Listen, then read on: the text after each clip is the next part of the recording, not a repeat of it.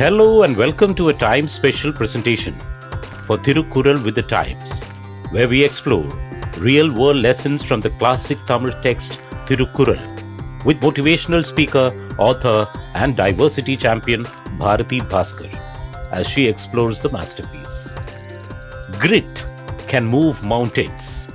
Nadia Murad, who survived 90 days of torture by the IS in Iraq, is a living example of this adage. Through the story of the 21-year-old woman's escape in 2014, we examine what Thiruvalluvar had to say about willpower. I hadn't heard anything about Nadia Murad until she testified before the United Nations Security Council in 2017. The first picture I saw of her was when she presented the case at the UN Security Council. By her side was Amal Clooney, the British barrister. Amal's husband, George Clooney, is a Hollywood star. Amal is a tall, gorgeous woman, and her wardrobe collection is world famous. She is known for her keen interest in human rights litigations, where her expertise is sought across the globe. Nadia, in contrast, was not a popular person. She was not over 5 feet and did not complete her education. Her attire was functional and simple. She spoke in her native Kocho language and was supported by interpreters when she gave her testimony. When Nadia finished her speech, the UN Council was frozen. Hers was the first ever statement about the sexual enslavement practices of the ISIS. I looked at the two women, and it was as though they belonged to two different worlds, but the singularity of their purpose united them. Nadia was born in Kocho, a Yazidi village in northern Iraq. Yazidism is an ancient monotheistic religion, and Yazidis worship peacocks. In 2014, the quiet town was attacked by IS, and Nadia saw her 6 brothers and mother being killed. Nadia and all other young girls were taken in buses to Mosul, the town in Iraq that had been captured. Nadia and all the other young girls were taken in buses to Mosul, the town in Iraq that had been captured. What followed was unimaginable tragedy and degradation. She was raped repeatedly and sold in markets through auctions. The same was happening to thousands of girls from Yazidi community. Nadia was a sex slave to at least 3 people.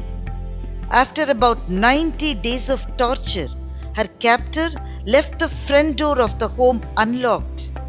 Maybe because he thought the half-dead girl would not dare escape. Nadia picked up the last drop of her survival instinct to fight. The house had a 7-foot-high compound wall. Her height was not even 5 feet. Still, she scaled the wall and jumped to the other side of the compound. The night had befallen, and taking advantage of it, she walked miles and miles. She reached the other side of Mosul, sought asylum in a house. The family helped transport her out of Mosul. They got her a fake ID as wife of one of the boys in the house. And they both drove to Kirkuk, another part of Iraq.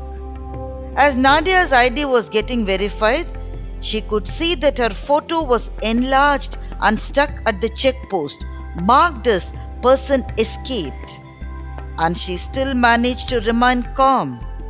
The verifier took a half look at her and let her go. That was probably the first time Nadia heaved a sigh of relief after months of torture and uncertainty. Then she reunited with her relatives at Kirkuk and was taken to a refugee camp. Nadia was constantly thinking about other girls there who did not get a chance to escape. That was when she met Amal Clooney, and Amal helped Nadia to give her testimony at UN.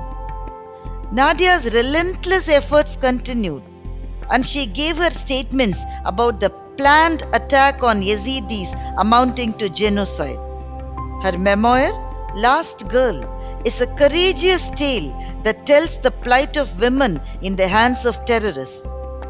Nobel Peace Prize was conferred upon her in the year 2018, and she was designated as the first Goodwill Ambassador for the UN for the dignity of survivors of human trafficking.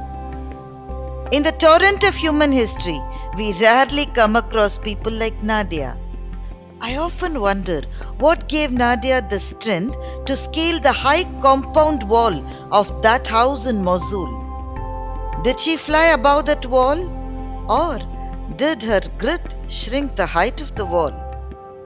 The spirit that emblazons the soul pushes people like Nadia to try till they succeed. They will fight back until all the barriers are broken.